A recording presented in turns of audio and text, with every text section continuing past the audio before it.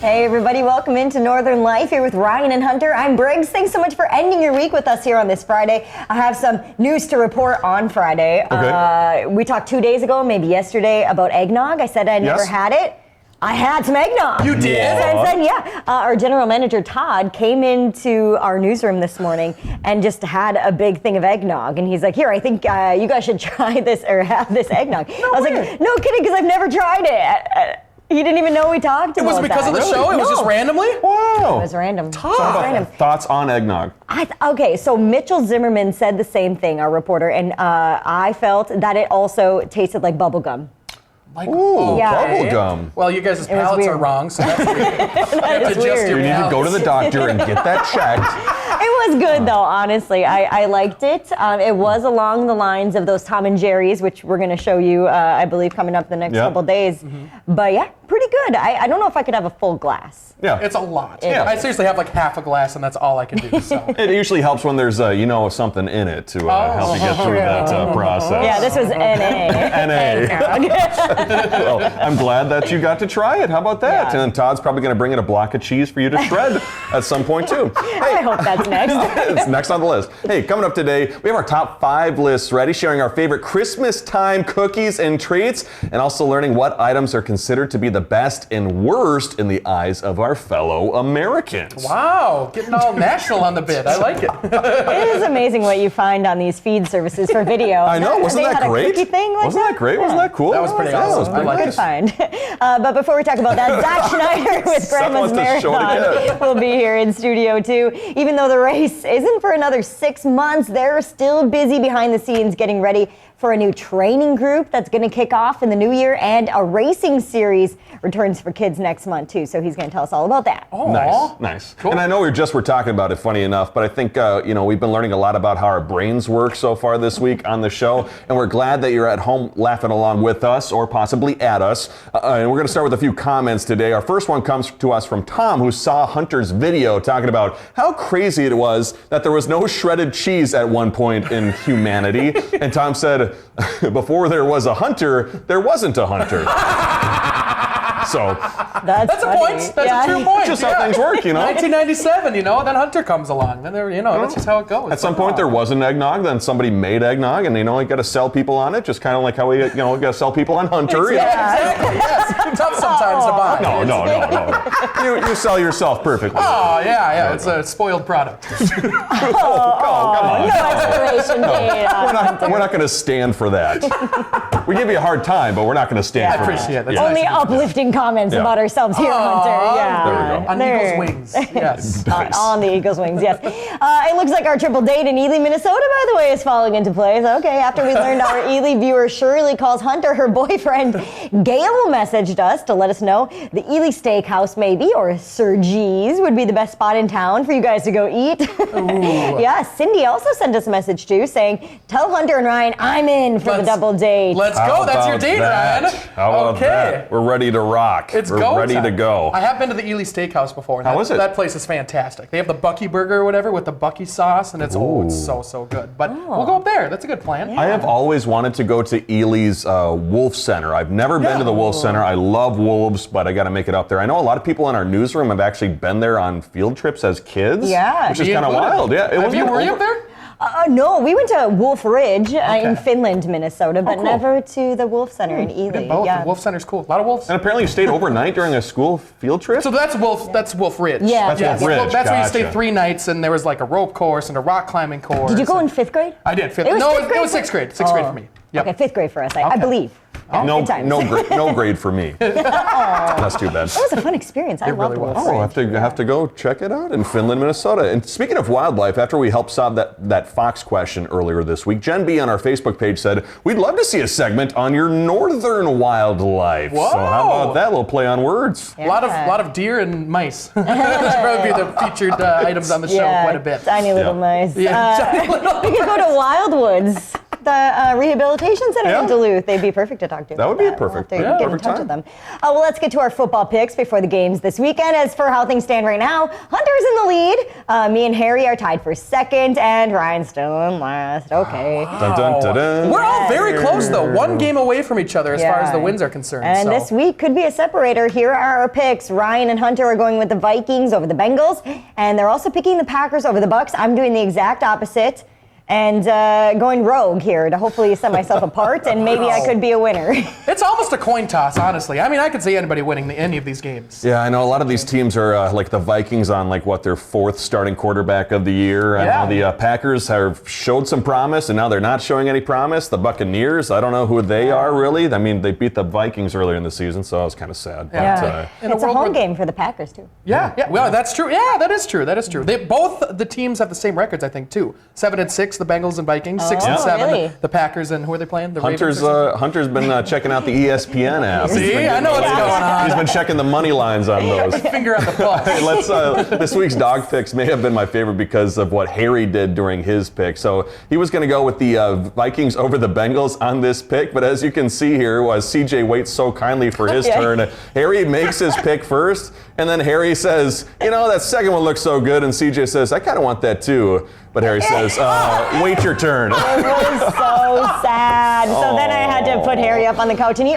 could kind of see his shadow. He almost tries to come down again, but then CJ gets both treats. CJ was a little hesitant too. He's like, come on, I just wanted a treat. I Is it too know. much to ask for? Does Harry wear the pants in the house as far as the two dogs? Kind of, Does he? yeah, Okay. yeah. But I mean, they don't really like to play as much together. I wish they would like to play a little more, but they love each other. They love being sweet. friends. They're brothers. They're brothers. Yep. Well, hey, coming up, we're talking all things Grandma's Marathon with Zach Schneider. A lot of fun ahead for them in 2024. We'll show you all of it coming up after the break.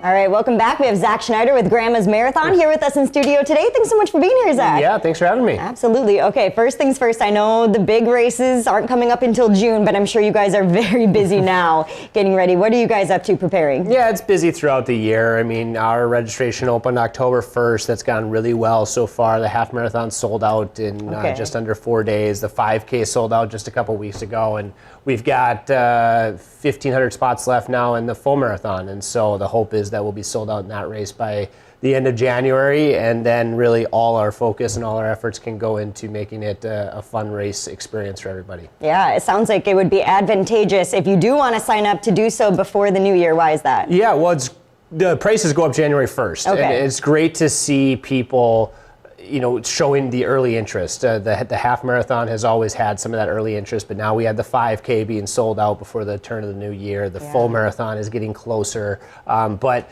advantageous not just because you save some money, but because a lot of training programs start in the middle of January. So if you want to be as fully prepared as you can be by race day in June, the good advice is to get started early, start getting some of that base endurance in so that those longer runs as you get further in the spring don't feel quite as bad, and then you're ready for some success on race day. Yeah, no kidding. And I'm sure that's why you guys decided to launch this new training program that you guys are doing. What tell us about that and what it is. Yeah, it's the first time we've had a training group that's officially linked to our organization. And so we have a certified coach in Tony Stenslin, who's been a coach in the area for a long time. He's coached a lot of local runners and helped a lot of people reach their goals in events just like ours. And so we wanted to partner with him even more closely and offer people in our immediate area, Duluth, Superior, and the surrounding communities, an opportunity not just to train, but to network, right? Running can be a lonely thing if you don't already have family or friends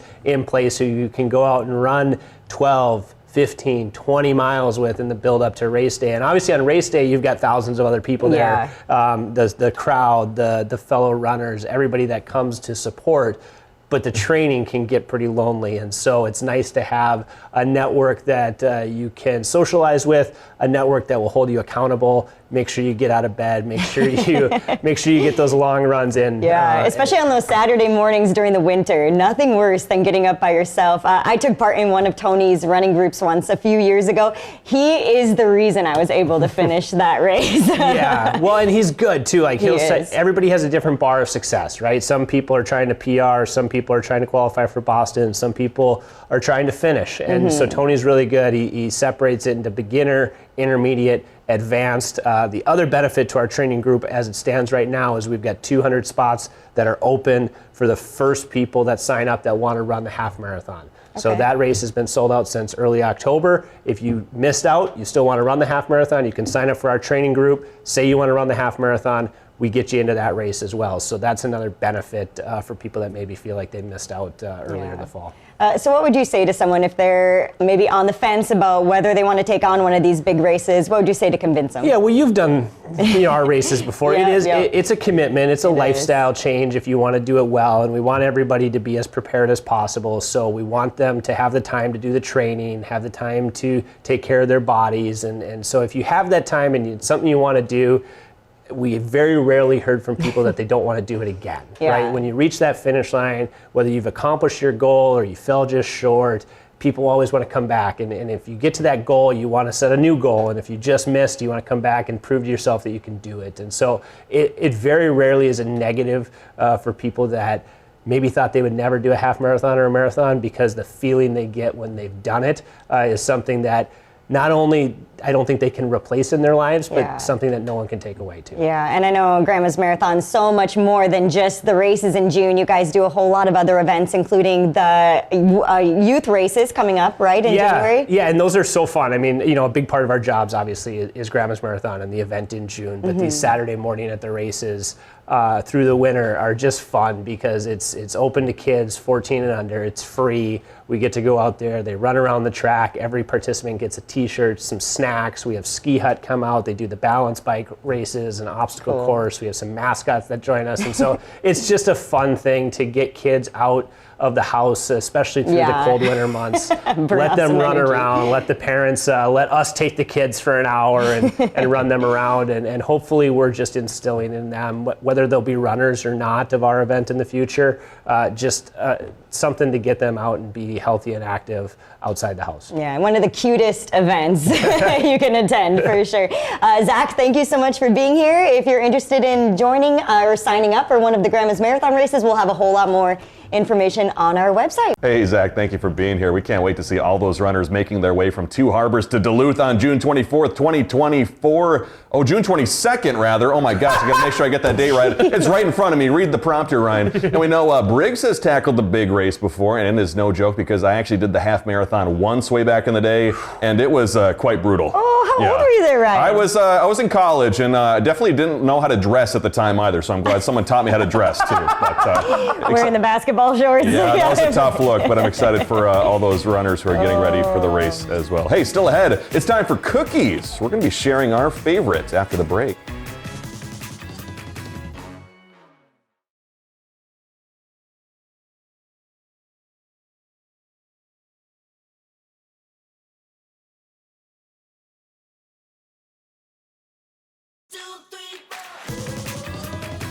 Welcome back, everybody. With Christmas almost a week away, I'm sure a lot of families and friends are getting together with good food and even better desserts. So we thought, what are our top 5 favorite Christmas time cookies, or as you'll see on Hunter's list, some random desserts. So, Briggs, let's start with your list here. Yeah, I mean, I never really had like traditional Christmas cookies growing up. My mom is such a fantastic baker, and she makes really good chocolate chip cookies, so we just always had those, which I loved. But if I do have to pick a Christmas cookie in particular, I love the Spritz. Wow. I think it's called a Spritz. It's the one that kind of looks like a little wreath or like a little tree. Got like the ridges on it, kind of a little bit. Greenness Yes. to it. Yeah. Yeah, so I really like those. But next, number 2, chocolate chip cookies, specifically my mom's cookies, because those are delicious. Any kind of sugar cookie, of course, just good in general. And then this isn't Christmas either, but I do love oatmeal raisin cookies. A lot of people think that that's a hot take. I love oatmeal yeah. chocolate chip cookies. Do you? Yeah, Okay, they're so do I. good. Only Raisin's my favorite cookie. It's the best Really? cookie out there. Oh, well, yes. I'm in good company then. We're all in I guess. agreement. Yeah. Yep. Macadamia nut, also Oh, good. yeah. Well, Yeah. Fantastic. Yeah, I don't like nuts in my cookies, but I do really like the oatmeal raisin. Nice. And then you know those soft cookies you get at the grocery store that just have like the frosting on top and Whoa. the Christmas sprinkles. There's nothing The better. pink and So yellow good. frosting or whatever, Yeah. and those Especially are as so a good. kid. Like Yes. people brought those to class too for birthdays. Big play. Oh yeah. my gosh. And then your mouth is totally messed Yeah, up the oh my rest of the day. gosh. Colorful. Jockey. Yeah. Does your mom make all of those except for the last one, of course? Yeah, she certainly has in So- the past, and they're all very good. Jill is closest to us, so she Yeah. she has to make all these and bring them in at some point. Please, Jill, If you ask, she probably will. Yeah. please. Especially the chocolate chip. I need some Nice. chocolate chip in my life. Hunter, Ryan, I don't know who's next. I think it's Is it mine. Ryan? I'll get through all right. mine quickly since we don't have a ton of time. Sugar cookies at the top, snickerdoodles, chocolate chip, molasses, and M&M cookies round out my top 5. I had to say this for last place. I cannot stand, I know this is on Hunter's list, I cannot stand the cookies that have a Hershey's Kiss in the middle of the cookie. It is the worst cookie to eat. Why? Because how do you attack the cookie? Do you attack the cookie first and then the kiss? Do you get a piece of the kiss in your mouth It's on the all in bite? one bite. Ah, that's a big bite. Yeah, though. one I bite. just cannot stand the Hershey's Kiss cookies because I always like, am I going to eat the whole thing to get around it? Do I take a little bit of it? Do I not eat the kiss until the end? Yeah. It's a tough decision. A dilemma. That's So that's my insane. controversial cookie take. That is a hot Let's, take right speaking there. of controversial, let's get to Hunter's controversial list because we said cookies, but he just went with full out desserts. I love Christmas cookies so much that I've only got one Christmas cookie on the list right now. So, and that's Ryan's least favorite cookie.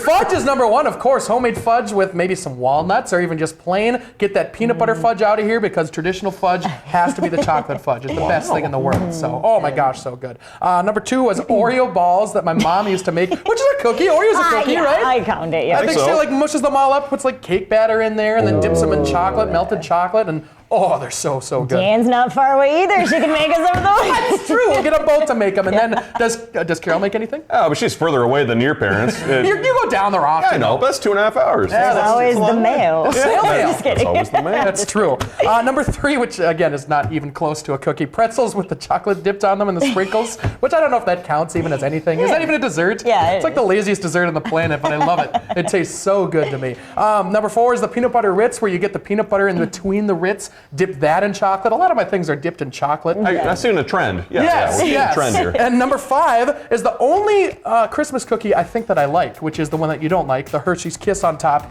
with the cookie around the center, and mainly just for the Hershey's Kiss. I'm not a big fan of the cookie itself, but I try to eat around it, and then the last thing I do is eat the Hershey's Kiss, the reward for eating the bad stuff.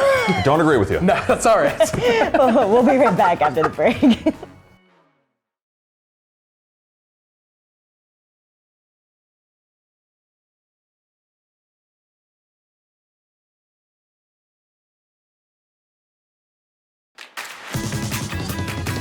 Welcome back, everybody. We didn't get to that survey at the end. I think it said Americans' least favorite cookie, according to the YouGov survey, was an anise cookie. What's a niece Anise cookie, or like and then a sugar cookie that's chai tea or something like that. That There all was sounds another hard terrible. word in there. It was like pfeffernuss. Pfeffernuss cookies. These are all made up words. They're not even real cookies. Are you kidding me? Who are you people? Who are you people? Where What do is happening? Where do I get these cookies? Yeah, what? Have no clue. Never I heard think of a it's- I think- pfeffernuss. Yeah, Pfeffernuss. it's kind of fun to say. Yeah. Hey, coming up next week here on Northern Life, if you're still watching, you'll find us relaxing on the job. We head over to Cedar and Stone by Pier B to try out their new floating sauna, and we got the chance to do a cold plunge into that lake water as well. Pretty darn cold. That was me panicking. Freaking out. That's the best. Yeah, then coming up on Tuesday, Hunter takes me and Ryan rock climbing at Vertical Endeavors. We had so much fun, but it also took a lot of energy out of us. My hands were just like sore and like stuck in the grip position because we were hanging on so tight. Oh, my. In case you're wondering why we're wearing like work clothes to do this, Hunter failed to mention that we were doing a rock climbing activity. Ryan's climbing in dress pants is the It'd funniest be good to thing. know. Good to know for the future. We'll see you back here tomorrow. Have a great day. Find some time to throw a line, or just head outside to unwind. That's the life in the great North Woods. Hike or bike, whatever you like. Get out in the day, enjoy the night. Yeah, we got the life in the great North Woods. Yeah, we got the life in the great North Woods. Yeah, this is Northern Light.